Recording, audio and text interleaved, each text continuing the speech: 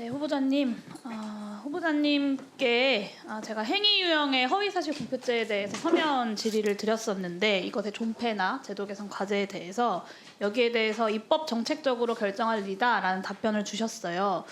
어떻게 보면 가장 안전한 답변이라고도 할 수 있을 것 같은데 대법원이 사회적 약자 편에선 소신 판결을 많이 하신 분이다 이렇게 좀 강조를 해서 어떤 최소한의 소신 답변이 나오지 않을까 기대를 했는데 좀 아쉬웠습니다. 여기서도 같은 답변을 반복하시겠습니까?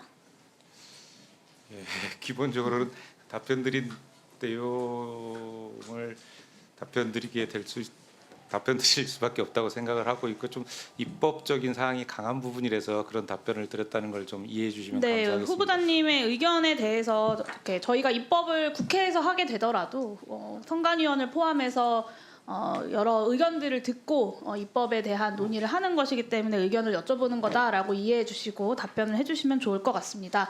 저는 최소한 이 행위 유형에 대한 허위사실 공표죄는 폐지해야 된다라고 생각하는데요. 이유는 크게 두 가지입니다. 첫 번째 이유는 이 행위 유형의 허위사실 공표죄가 선관위나 검찰 같은 수사기관들의 관심법에 따라서 수사나 고발, 그리고 기소가 이루어질 여지가 너무 크다라는 것입니다.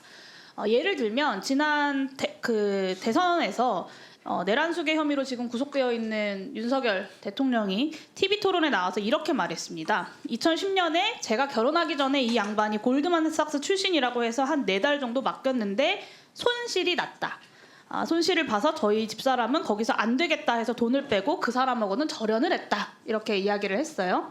근데 검찰이 재판 과정에서 제출한 그 한국거래소 자료를 보면 김건희 13억 9천만 원, 최은순 9억 원 합쳐서 김건희 여사의 모녀가 23억을 번 것으로 드러났습니다.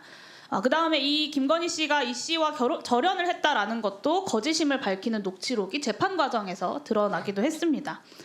물론 이제 자본주의 체제의 근간을 흔드는 이런 주가 조작 사건에 대해서는 당연히 수사와 기소, 처벌이 필요하지만 윤석열 대통령 당시 후보의 이 발언을 가지고 그럼 허위사실 공표죄로 처벌을 해야 하느냐에 있어서는 저는 그러기는 어렵다라고 생각합니다. 이유가 뭐냐면 윤석열 후보자가 배우자 김건희의 거짓말을 철석같이 믿었을 일말의 가능성을 배제하기가 어려운데 그것을 입증하기가 어렵기 때문입니다. 사실 대부분의 형사범죄에서는 고의를 필수적인 구성 요건으로 한다고 알고 있는데 이 거짓 발언에 적용되는 행위 유형 허위사실 공표죄는 이 고의성을 입증하는 것이 너무나 어렵고 사실상 불가능합니다. 그래서 선관위나 검찰의 어떤 자의적인 법 적용 여지가 너무 크고 정치 검찰에 그리고 선거에서 승리한 자의 어떤 정치 보복의 도구로 활용될 가능성도 몹시 큽니다.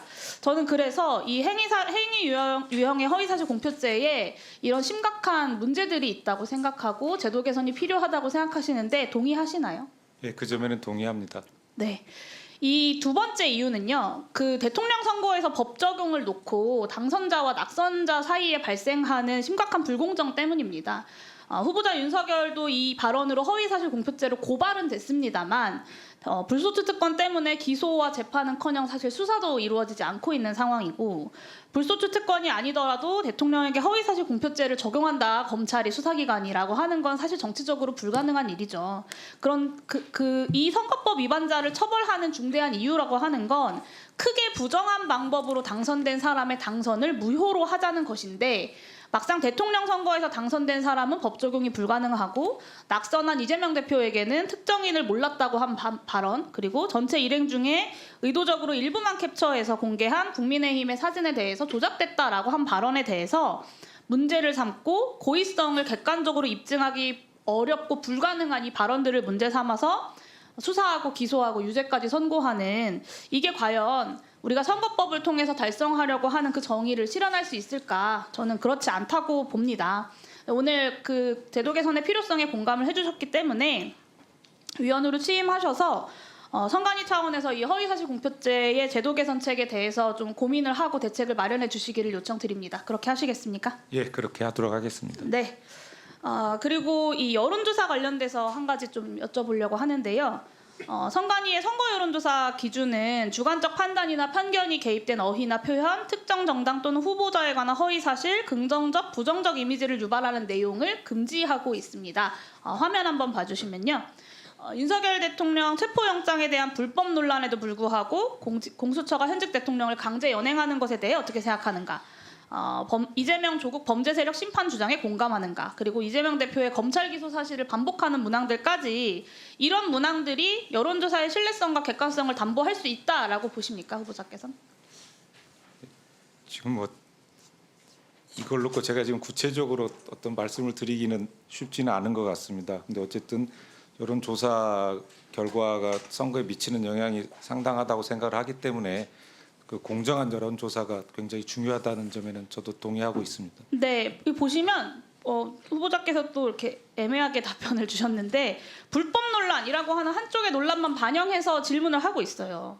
그리고 이재명, 조국 두 정당의 대표가 범죄 세력이다라고 하는 주관적인 판단이 개입이 됐고 불필요하게 검찰 기소 사실을 강조를 해서 부정적 이미지를 유발하고 있습니다. 저는 전형적인 불공정 여론조사의 사례라고 봅니다. 근데 중앙선관위에서 이런 문항으로 여론조사를 한 여론조사 업체 코프라에 대한 이의 신청을 기각했습니다. 이렇게 신뢰성과 객관성을 침해하는 문항으로 보수 과표집을 유도하고 있는 행위에 대해서 선관위가 최소한의 시정 조치조차 하지 않은 겁니다. 이런 상황이기 때문에 여론조사가 극우 세력들의 여론조작 도구로 전락했다라는 평가까지 나오는 겁니다. 물론 유권자들의 알 권리를 위해서 여론조사 규제 자체는 최소한으로 이루어져야겠지만 이렇게 명백히 선거 여론조사 기준을 위배하는 불공정 여론조사에 대해서는 중선관위가 엄중하고 단호하게 대처해야 하지 않겠습니까, 후보자님? 예, 뭐 그 점에는 저도 동의를 하고 있습니다. 네. 이 최근 불공정 여론조사로 논란이 된 기관들은 등록 요건에 미달하는 부실 기관이다라는 공통점들이 있습니다. 이 윤석열 지지율 51%로 논란이 됐던 여론조사 공정 같은 경우는 여심위에서 편법 운영을 지적을 받았던 기관이고 코프라 상승 인력 기준 등을 위반한 부실 기관이다라고 하는 시민단체의 고발이 있었습니다. 이런 부실한 여론조사 기관들을 계속 방치하면 제2, 제3의 명태균 게이트가 발생할 겁니다. 명태균 씨 같은 경우는 전문 분석 인력을 한 명도 갖추지 않고 미등록 여론조사 업체를 운영을 했고 수차례 벌금형과 경고 처분을 받고서도 계속 여론조작을 시도를 했습니다. 그러니까 선관위가 등록 요건을 제대로 점검하지 않고 등록 취소와 관련된 규제들을 강화하지 않았기 때문에 여론조작 범죄들이 반복돼 왔다라고 평가할 수밖에 없을 것 같습니다.